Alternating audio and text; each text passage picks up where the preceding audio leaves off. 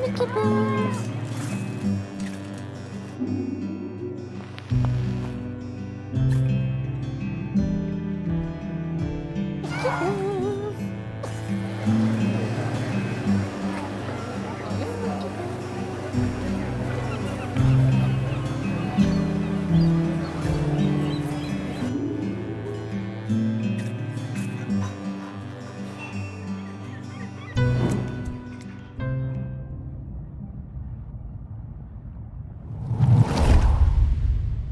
We were 14 when we started going out. Me and my friend Cassia had started a beach clean at the weekend, and Ogden turned up with his mate Godfrey. I had no idea Ogden liked me. He was the tallest in our year, and we all fancied him. By the time we reached the little cove at the north end of the beach, he'd asked me to come to a concert he was playing in. I said yes.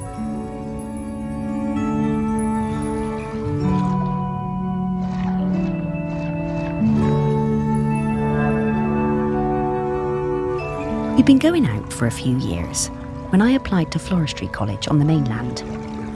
I didn't tell Ogden. I didn't believe I'd get in, and didn't want him to think I was trying to get away from him.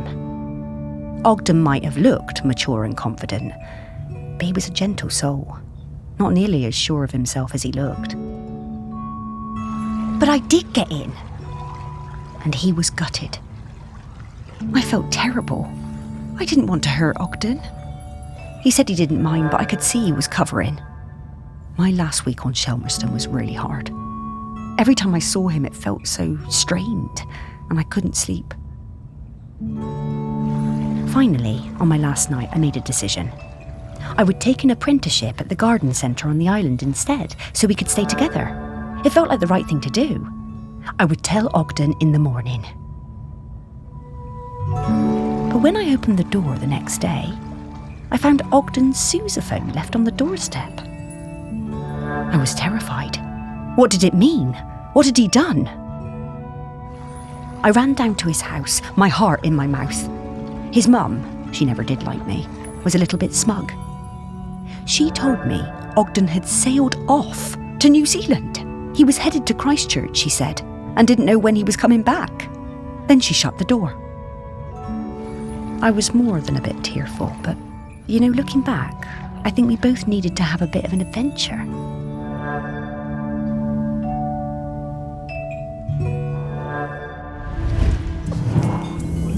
I spent a lot of time with Sally during this period.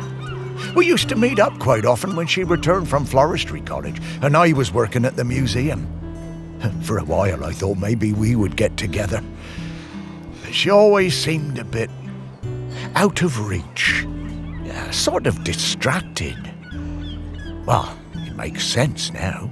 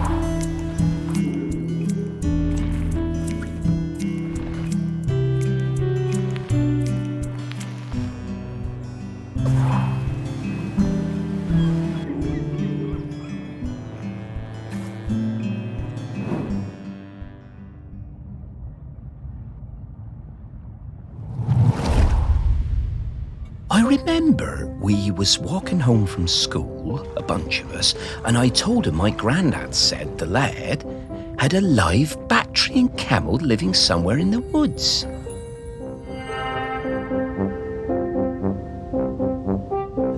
Everyone laughed, but I told them it was true. Ogden didn't believe me. Someone would have seen it. He dared me to climb in and prove it. I told him he'd have to come with me.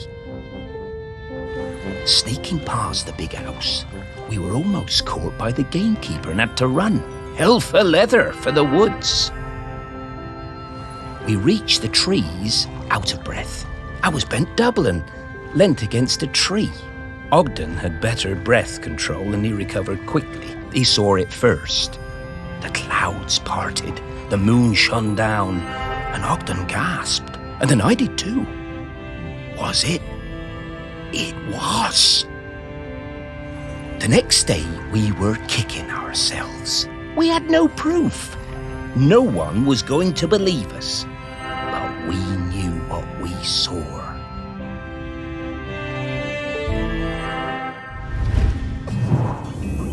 Oh, yeah, he was a couple of years above these chaps at school. Oh, and he's right. No one believed them. We gave them so much stick.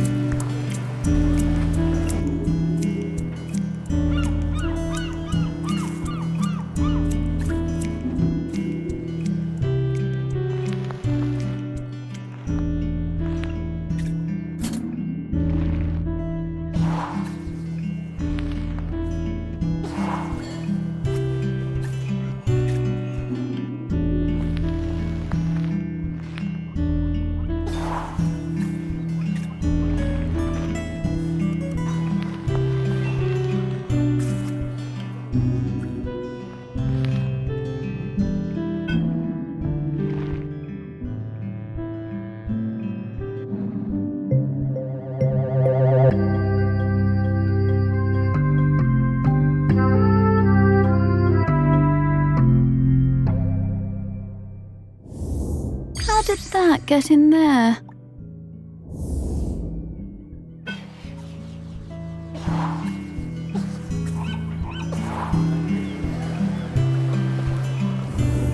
I'm getting the scent of Grenkins again, Morris. I'll pop up to let you know when we're close to one.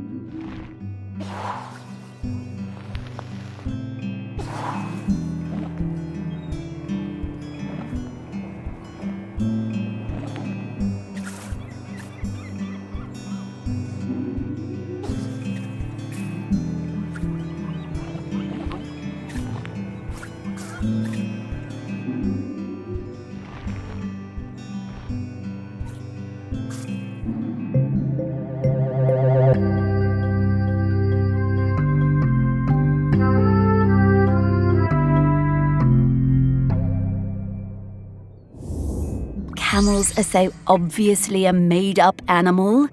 Humans will believe any old rubbish.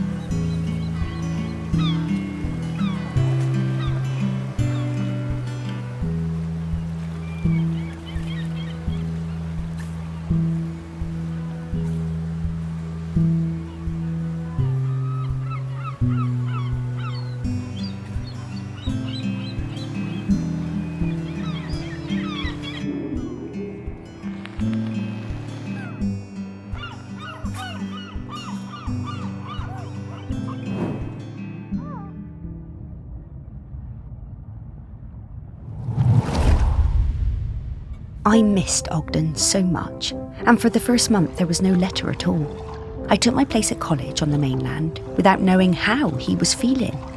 It was a shock how low it made me, even though I was working with flowers, my dream job.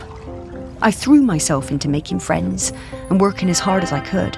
I wondered about him travelling the world without me and without his sousaphone. What he was doing, how he was feeling. Then the letters started arriving, and it was amazing. Each one came with a penny from a different country. One from Valparaiso, another from Dakar. I wrote back and told Ogden about my course, trips to Kew Gardens, which were amazing. And Ogden told me about his voyage, watching dolphins and flying fish, crossing the equator. Sometimes we were both lonely.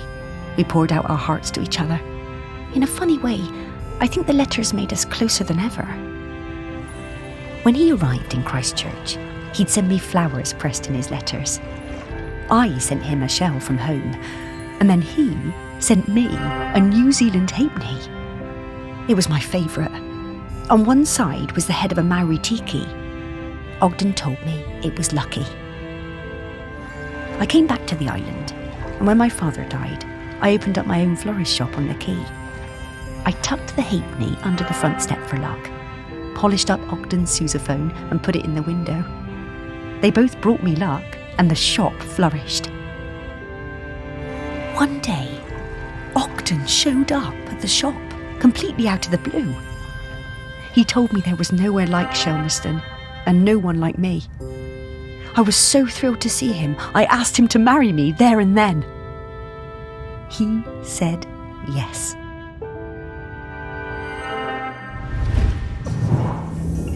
The lure of Shelmerston. It always pulls people back when they try to move away. They were a lovely couple, Sally and Ogden.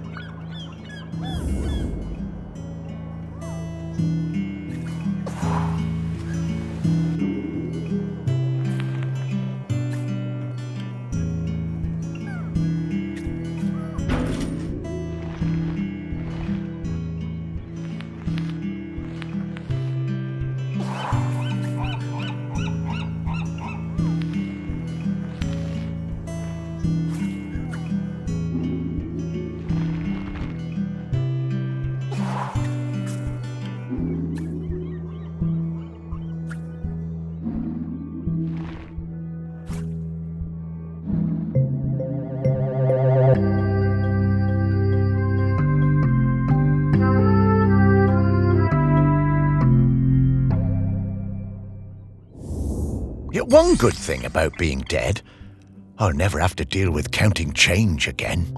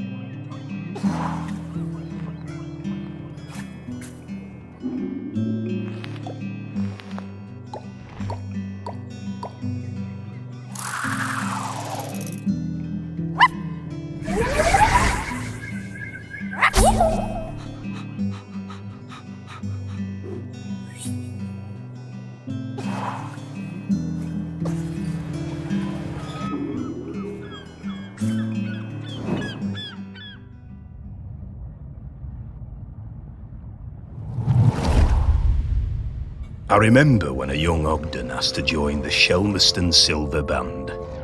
I recognised his talent immediately.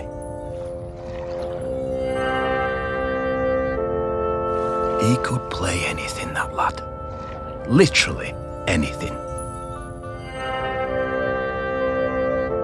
Eventually he settled on the sousaphone, which he always insisted on playing with his lucky bronze mouthpiece. One evening after the Silver Band played a storming concert in the Camel, Ogden and Sally got it into their heads to go for a night swim in the harbour, young love and all that. Ogden left his mouthpiece behind, and when we came back the next morning to pack up, it had disappeared. It really rattled him. Ogden was worried he wouldn't be able to perform without it, but of course next time we played, he was just as good as ever. Didn't need any lucky mouthpiece, Sir Ogden. He could play anything, that lad.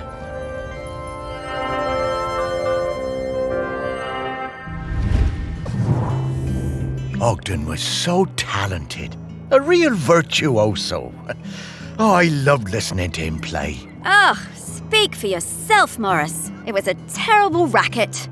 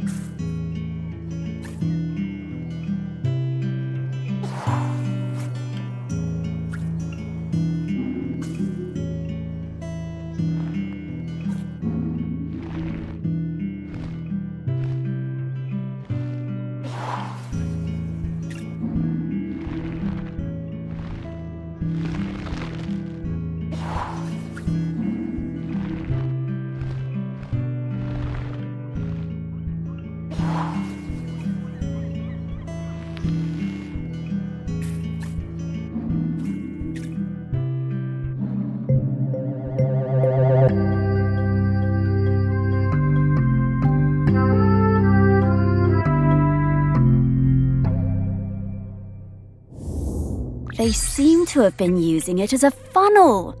These bootleggers are very resourceful.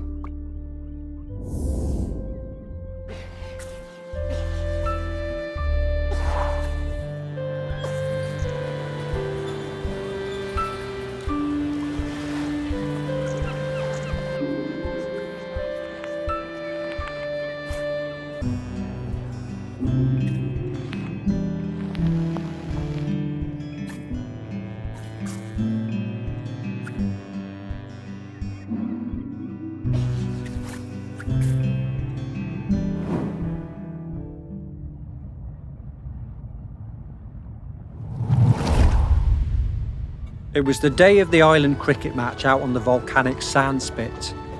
We had lost to Appledore for the past 3 years and it was my first year as captain. I didn't want another loss on my watch. Ogden had just come back from New Zealand and told me he'd be up for it. I wasn't sure. I remembered Ogden from school. He was lanky and good in the field, but batting, not sure. Ogden showed up with his own bat. He told me he'd won it in a pub in Dunedin and that it had belonged to a famous New Zealand player.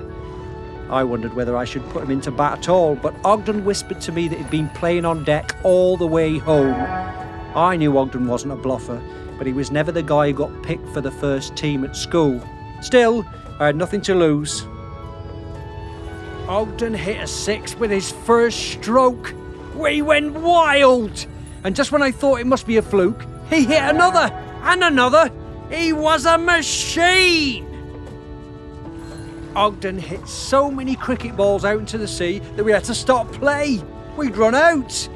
It was a stunning win, and we carried Ogden back across the sand and into the Camel. Even though he'd won the match pretty much single-handedly, he insisted it was all down to the bat and plenty of practice. Ogden was solid gold.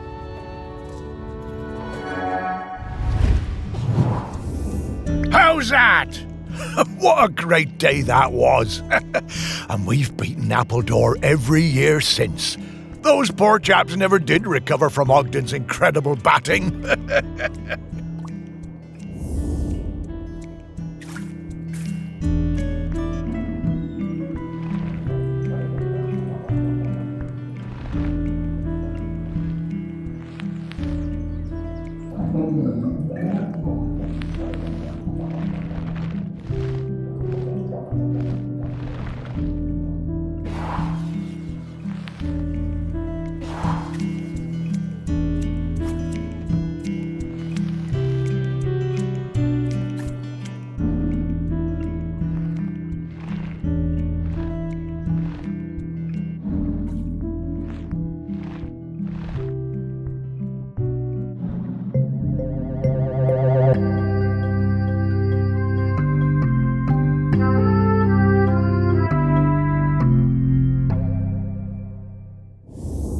Hey, Morris, remember when we found one of these heavy balls on the beach and I dropped it on your toe?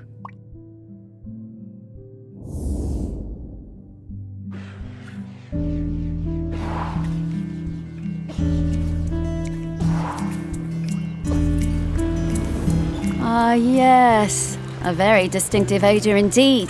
I reckon I can find him from this. Here I come, Ogden.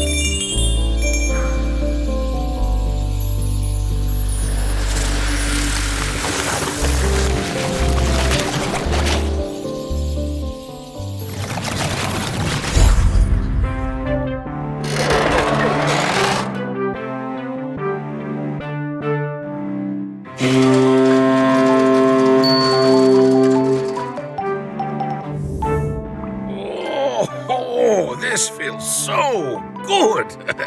Terrific to see you, Morris. Oh, it's great to see you too, mate. Have a stretch, Ogden. We have a question for you.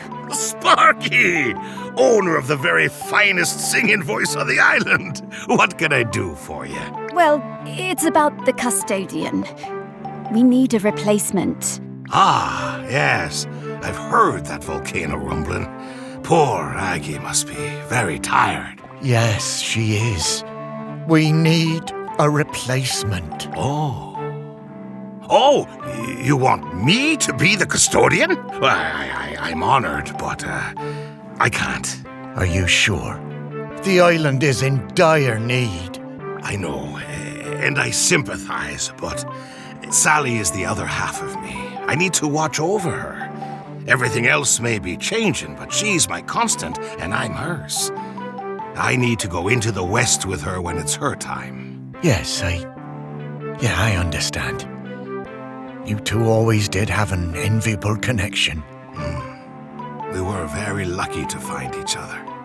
And I'm still lucky just to watch over her. Makes this place still feel a bit like home, even as it changes. So I'm going to stay. But listen, once you've found the custodian, come back and enjoy a sniff of that beer in the Camel with me, eh? Sure, Ogden. Well, see you around.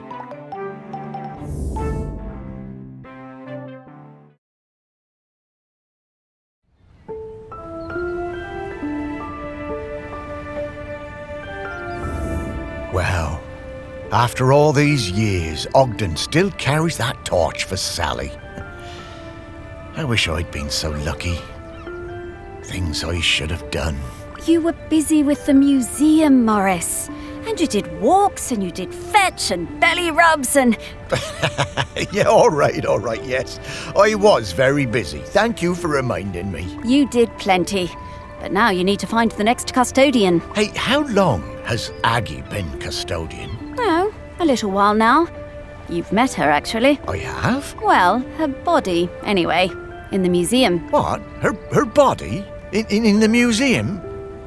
Oh, wait! That's right, Morris. The Bog Lady. The Bog Lady of Shelmerston. Well, that's Aggie? Mm-hmm. Well, that's her body anyway. Her spirit is all around us, of course. But Aggie is Bronze Age. 3,000 years. She's been custodian all that time? Yep. Wow. No wonder she's tired. More tired every minute. We need to get to the next prospect. Greg Litherland, at the campsite. Greg. Okay.